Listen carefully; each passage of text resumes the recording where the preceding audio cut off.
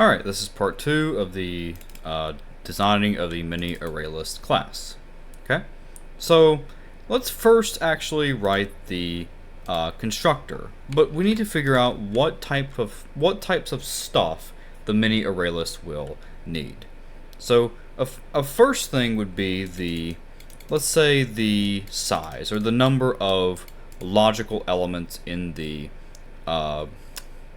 MiniArrayList. But of course, this brings up the question of, like, what do I mean by the distinction of, or like, what is the distinction between logical elements versus actual, like, the actual capacity?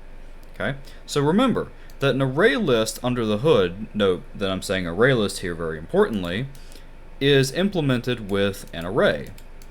And the actual size of that array is, or the actual size of the array list, whatever that means, is just the capacity of the underlying array list. Okay?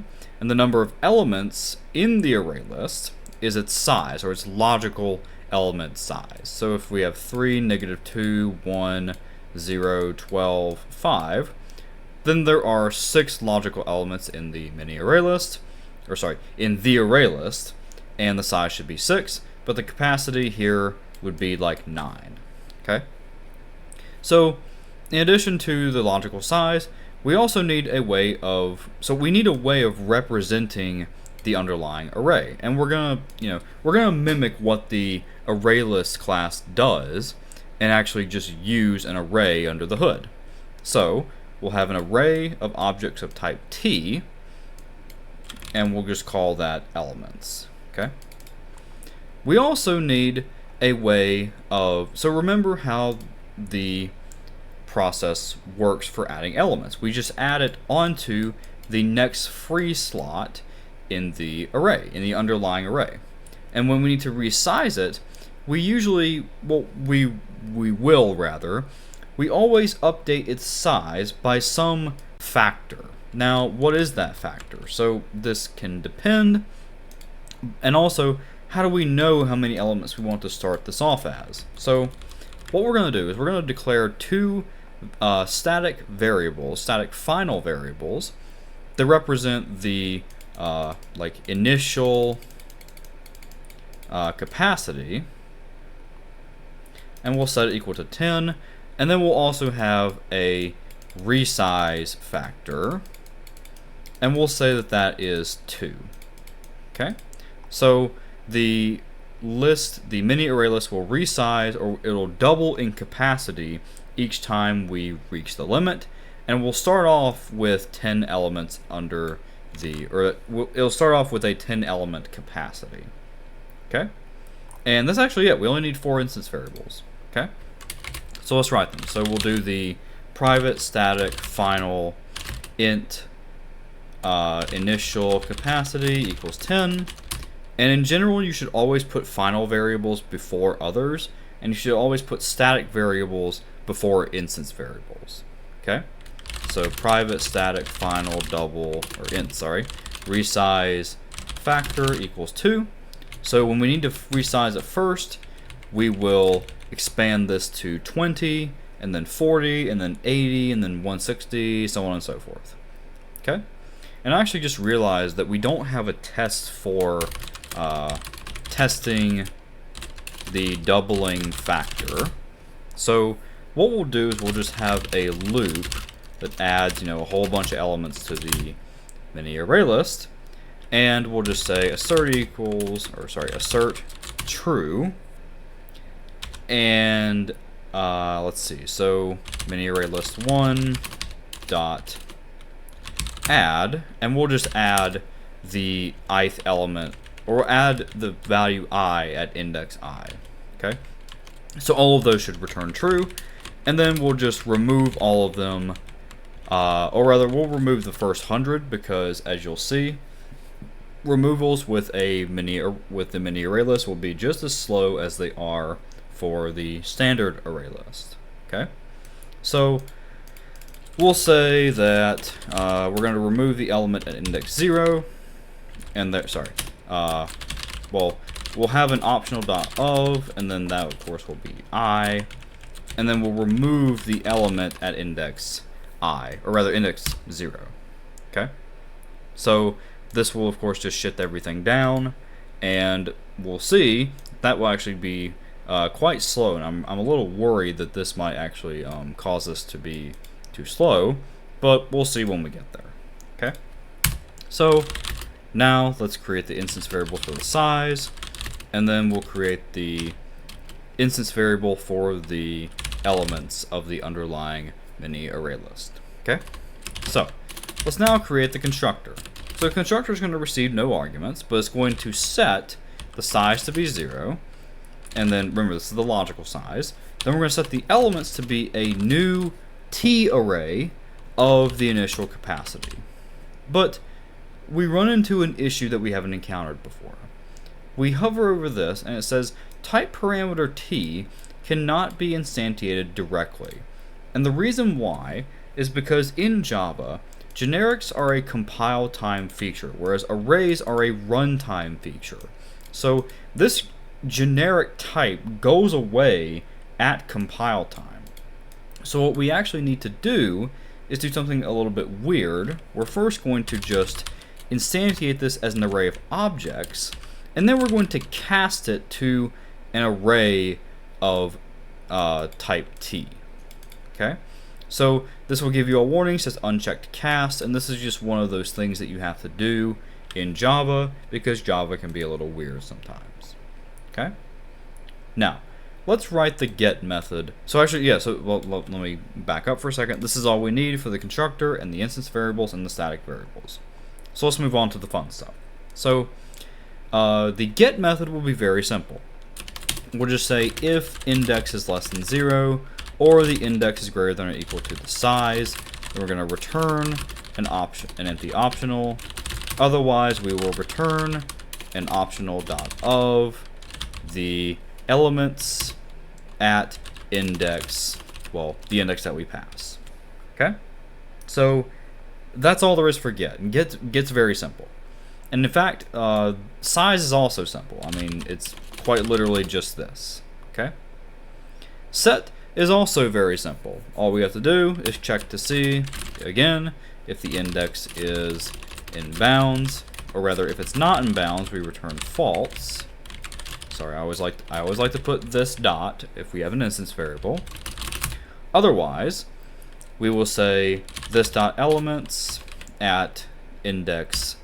Let's say index to be consistent here, because I realize I said that for one of the methods, but not all of them. And let's just be consistent. So the element at index becomes v, and we return true. Okay. So let's actually put all of these methods together, because these all have a commonality of, I guess, being very simple. Okay, these are all very simple, as you can probably guess. But add, and or at least this version of add and then this version of remove, or rather this remove, are not as straightforward, because we first need to check to see if the index is in bounds. And if it's not, then we return false, and we don't do anything.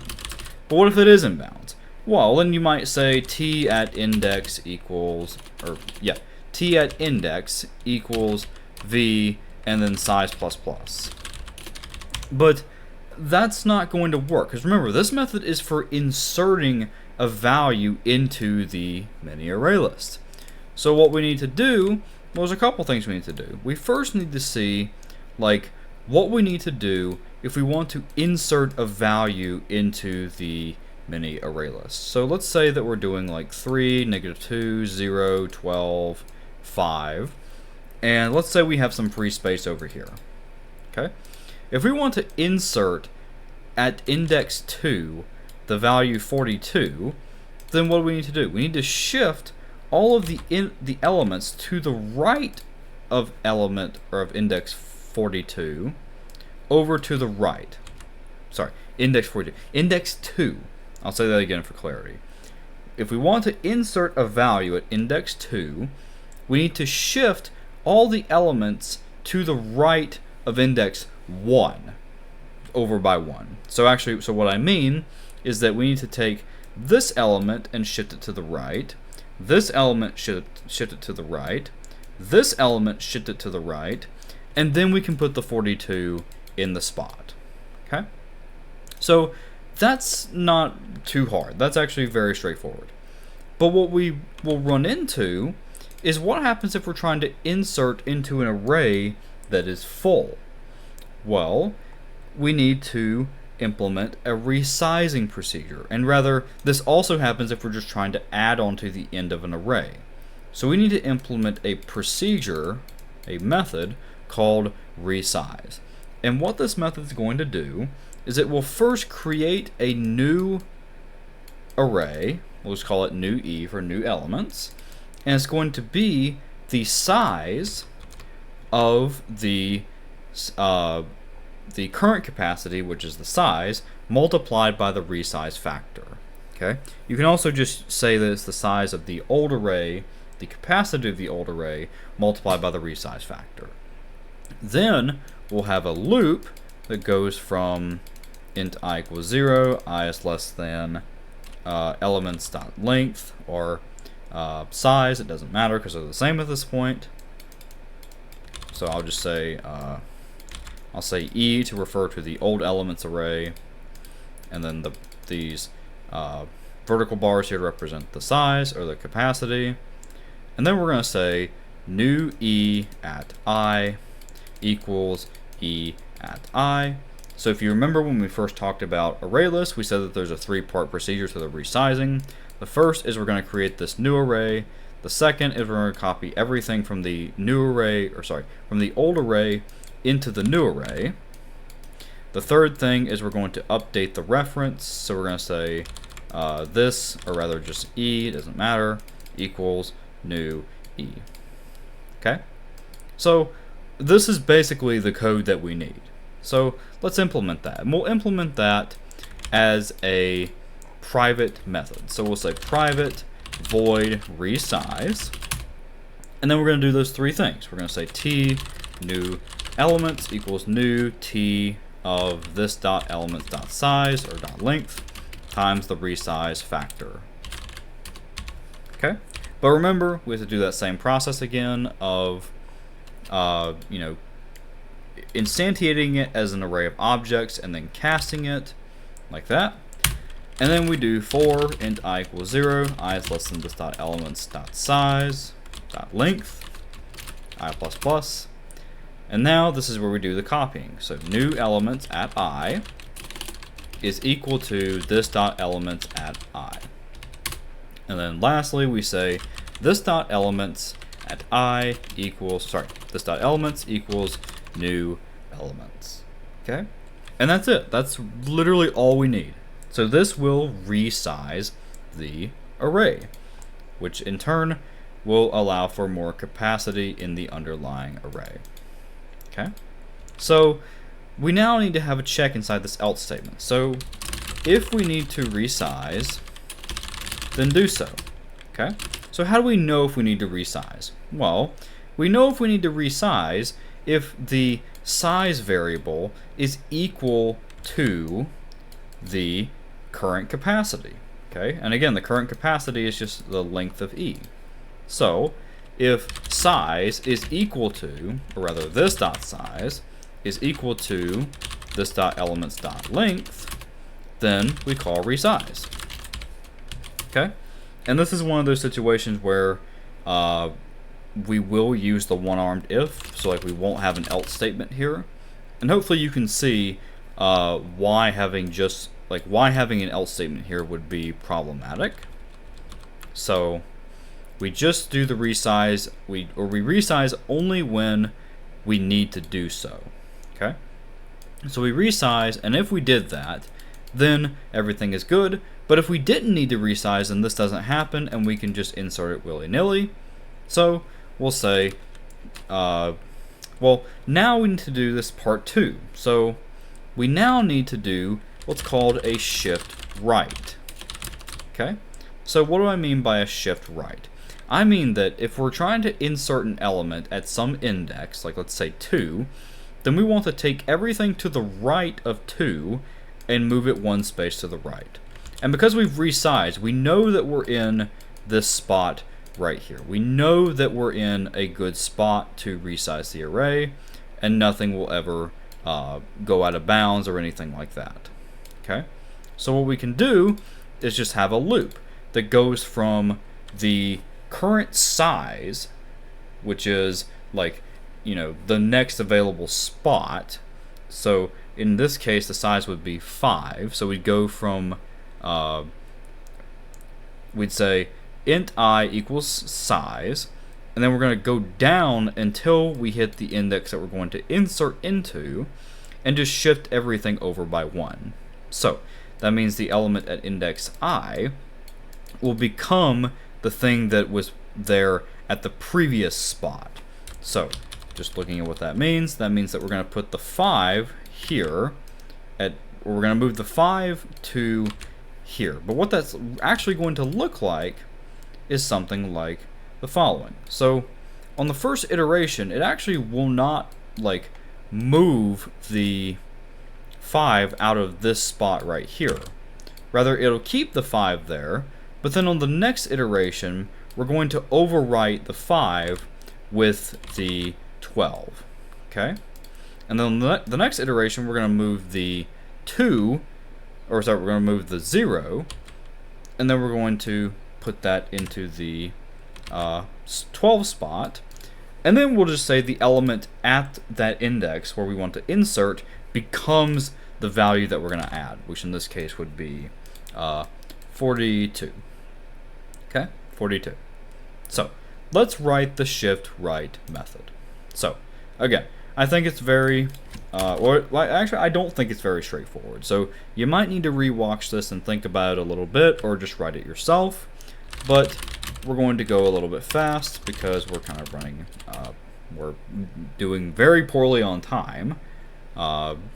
So let's just think about how this works. So we said for int I equals this dot size, I is greater than or equal to the index, and then we're gonna basically go from the right to the left. Okay? But after we do all of that, we can actually just say t at, or rather this dot elements at index is equal to the thing we want to add or insert. So it'd be v, and then we need to say this dot size plus plus, because if we're inserting something, then of course that means that the size is going to increment by 1, and then we just return true. Okay? So now let's actually write this procedure. So we're going to say this dot elements at I is equal to this dot elements at I minus 1. Okay? Very good. So that's actually it for insertions. Now, what about just arbitrary additions? Well, what we can observe here is that we can actually just call the insert method as if we were inserting from the next element in the sequence. So for example, if the array currently looks like this, then we're going to insert the element onto the end of the array. Okay? So for the first iteration, that would look like we're going to put it here at index 0. So inside of the add method that only receives a variable, or a value, sorry, we can just call return the other add method with the value of the size and then the value v. Okay? So then that would just put the value here, and then that would increment size by 1. Okay? So actually that does mean that we need to change this to be greater than, not greater than or equal to.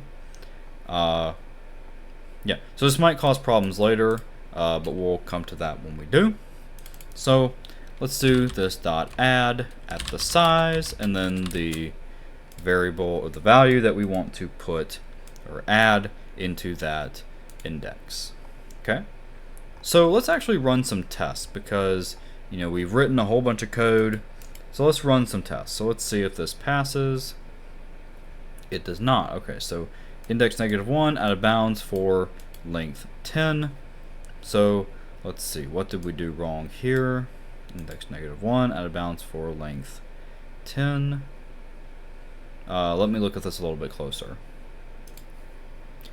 Okay, so I realize what the issue is, and the issue is that we need to sort of rethink about how we're going to insert our elements. And the way we're going to do that is we need to realize that we can actually insert at the next available spot in the array list. So if we're trying to insert to right here, we'll just say that's fine. But if you're trying to insert to right here, then that's not fine.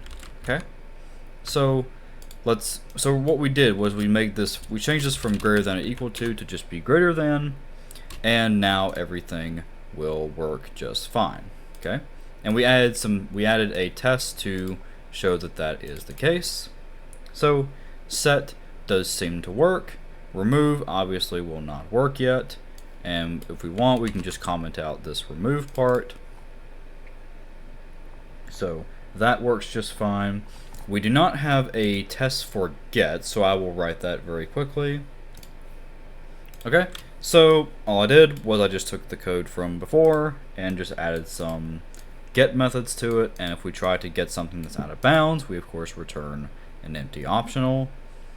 And let's see, so now what's left? So now we have the removal process. So this is where we actually need to, now we'll get to see why removing from an array list is very slow.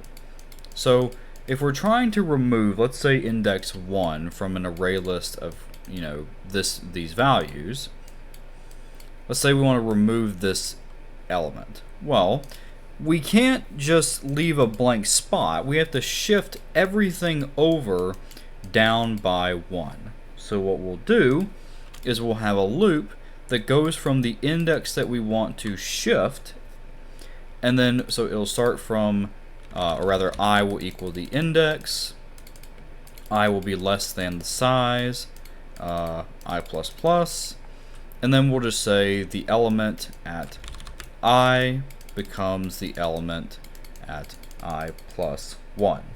Okay? So then you might say, well, what happens? So obviously this will put the 4 here, the 5, the -5 here, the 0 here, the 2 here. What we could do is just set the spot to be null, but what we can actually do is just set the, we need to decrement the size first of all, but notice that that spot would be overridden or just ignored the next time we call insert or add or set or something like that. Okay, so we could say this, or rather e at size is equal to null, and then just decrement size, but this part isn't really necessary. Okay, so I'll leave it to you to realize why that's true, but for now we will write another method called private void private void shift left. So we give it some index. So for int I equals index, I is less than this dot size, I plus plus. This dot elements at I is equal to this dot elements at I plus 1. Also, I did make a change in shift right. This should be greater than and not greater than or equal to, because of course if this were greater than or equal to, then this could be 0, and then this would go out of bounds. Okay, so that's shift left. So we'll first say if index is less than 0 or the index is greater than or equal to the size, we're going to return an optional that's empty. Otherwise, we're going to return an optional dot of the element at the element that we're going to remove. But what we first need to do is actually get that element. So first, let's say t element to remove is the element at that index, because we know that that must exist. Okay, and then we're going to do a shift left at that index, and then we're going to say this dot size minus minus, and then we'll remove that element. But because we saved it, then of course this will be perfectly fine.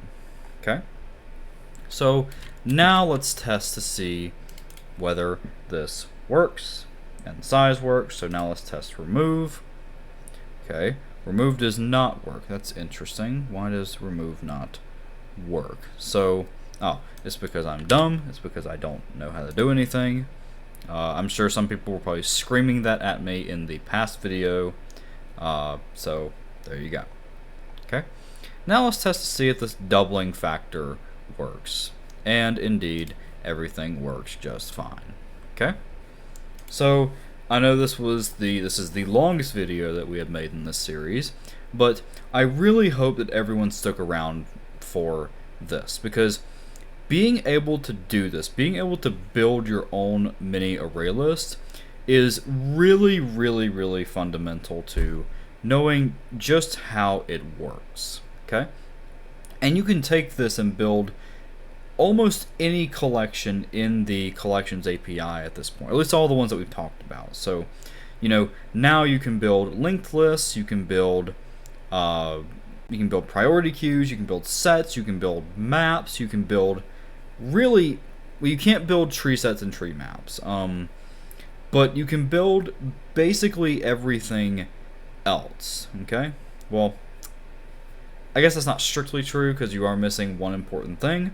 But you could get away with it is sort of my point. Anything that, at this point you could build just about anything. There are some things that you should have with these types of collections or these mock collections, but it's fine to not have them. Okay? So just one more time, we'll just rerun everything, and everything works perfectly fine. Okay? So that's it. If you are in C212, then this week we have a lab where you're going to implement a mini stack, and as you will see, you will probably implement stuff that is very similar to what we've done here. Okay, so if you watch this video or you've read the book, then you can just copy this freely, or at least you can copy the necessary components that your stack should have. Okay, and I leave it to everyone else as an exercise to implement a mini stack. So implement that last in, first out behavior that stacks have.